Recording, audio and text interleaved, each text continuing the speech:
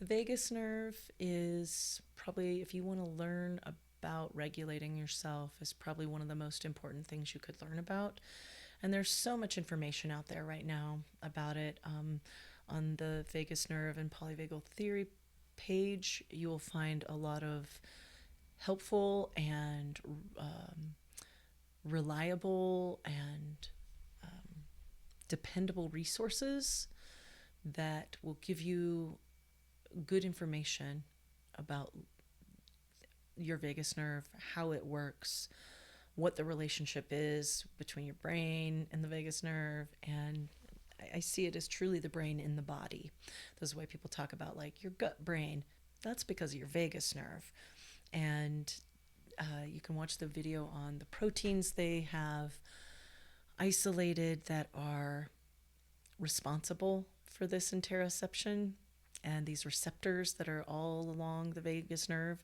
It has the majority of these receptors in the body.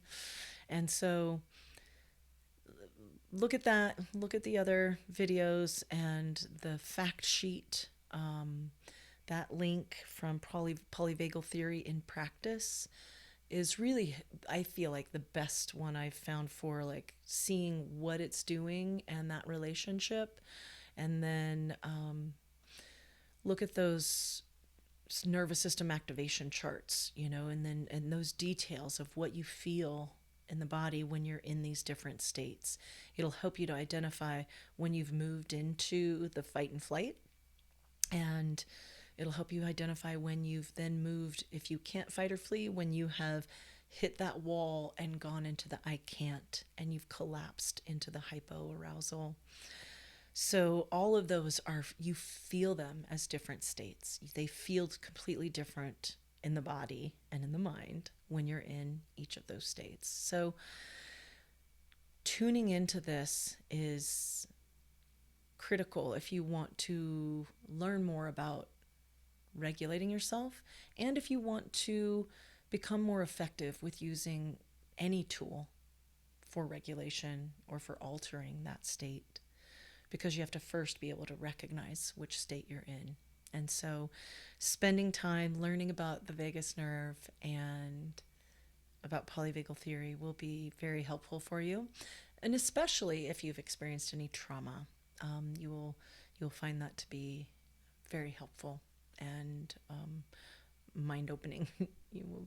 It's pretty surprising what you can uncover, and then it's empowering, because then when you know how to listen, then you can use different tools and really identify what your key tools are that you keep in your back pocket, so that when you feel yourself moving into out of the ventral vagal and into any kind of distress, when stress, good stress can become bad stress, right? Or with any different thing, when you're feeling activated in hyper or hypoarousal, then you can know which tools work for you and have them handy.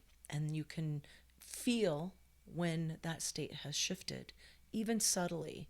And so even small shifts can be the step towards where you're trying to get, and that movement away from that crisis response of fight and flight or the collapse into freeze. So learn more about those and you will be glad for it.